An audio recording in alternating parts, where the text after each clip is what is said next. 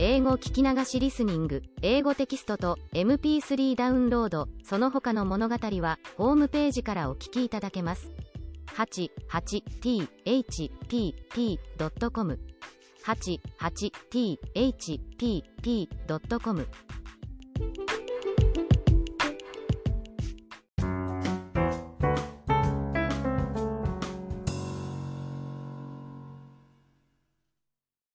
It's about my betrayal against Sister Judith at junior high.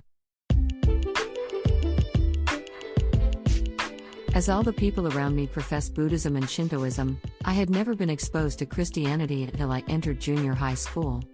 The junior high I attended was a private Catholic convent school and most teachers were nuns.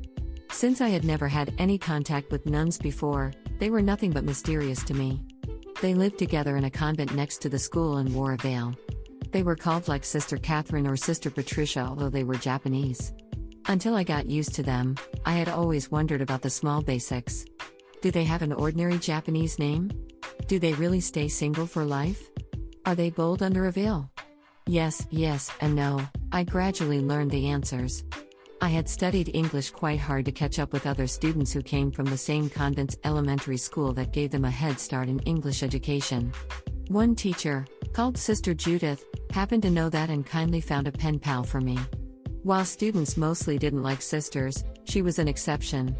She was popular because she was friendly and beautiful. Students also respected her since she graduated from one of the most renowned universities in Japan and as the smartest sister at school. The school had the very rigid rules for uniform. If an irregular bag was spotted, it would be confiscated. I carried my personal small bag into school one day in addition to the big uniform bag, and Sister Judith caught me. She said she had to confiscate it, and I begged her not to.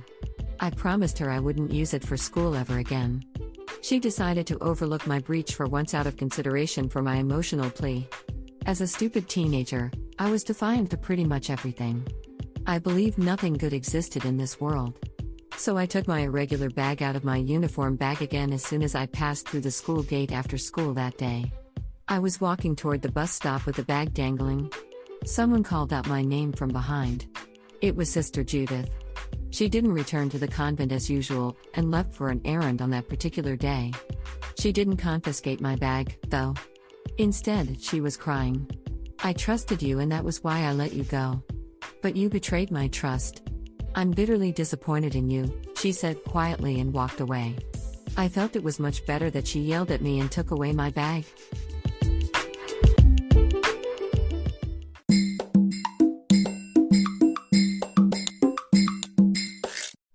Audiobook, Japanese Dream by Hitomi Woods on sale at online stores or apps.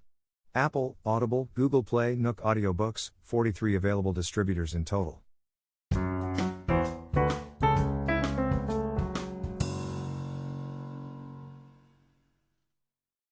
I report the true culprit of my skin trouble. From January of last year to October, I'd had terrible skin trouble on my face.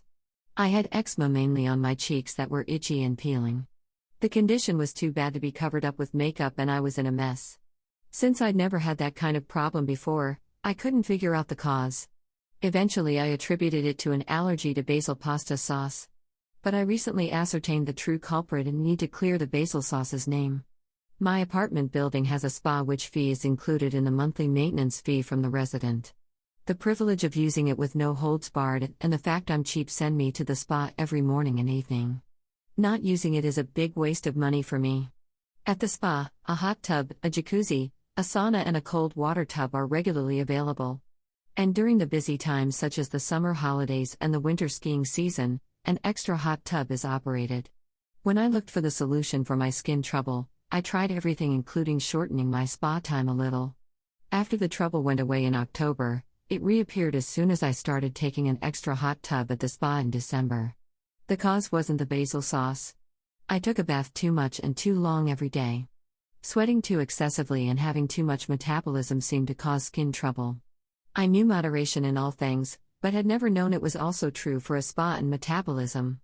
I thought they were good for health and the more the better. I've read or heard everywhere that metabolism is essential to health, and had never thought it also required moderation. It amounts to this, that I was too healthy. I reduced time and the frequency for the spa drastically, and my skin trouble quickly disappeared. The free spa was my favorite relaxation. Now, spending less time at the spa every day, I feel as if I leave an all-you-can-eat buffet after only a few bites each time.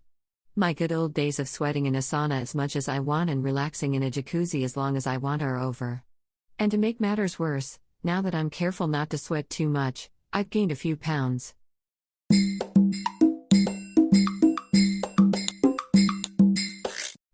Audiobook, Japanese Dream by Hitomi Woods on sale at online stores or apps.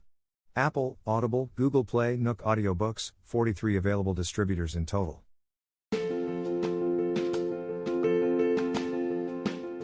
Audiobook, The Family in Kyoto, One Japanese Girl Got Freedom by Hitomi Woods on sale at online stores or apps. Apple Books, Google Play, Audible, 43 available distributors in total.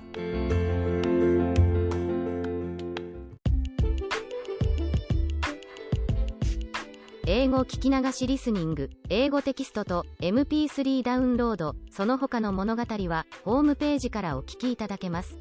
88thpp.com 88thpp.com